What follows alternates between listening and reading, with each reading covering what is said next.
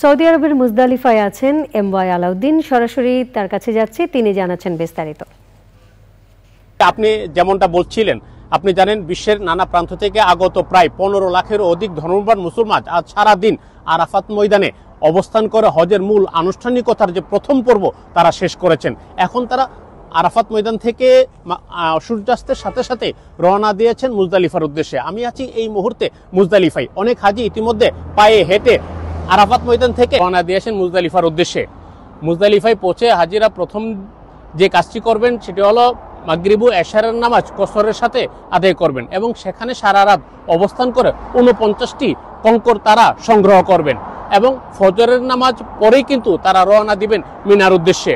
মিনায় পৌঁছেই প্রথম দিন তারা বড় শয়তানকে 7টি কঙ্কর নিক্ষেপ করে পশু কুরবানি দিয়ে মাথা মণ্ডন করে শেষ করবেন হজের মূল আনুষ্ঠানিকতা।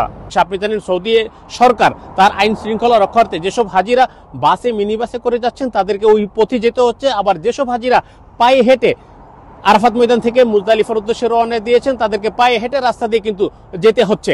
এজন্য আপনি জানেন যে ইসরায়েল ফিলিস্তিন যুদ্ধের কারণে সৌদি সরকার কঠোর আইন শৃঙ্খলা রক্ষার জন্য এবার কিন্তু সর্বোচ্চ চেষ্টা করেছে।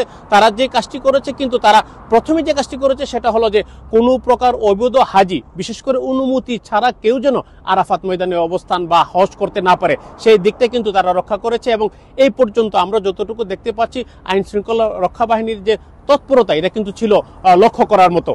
এই ছিল পবিত্র মিনা মুজদালিফা থেকে আমার কাছে সর্বশেষ তথ্য।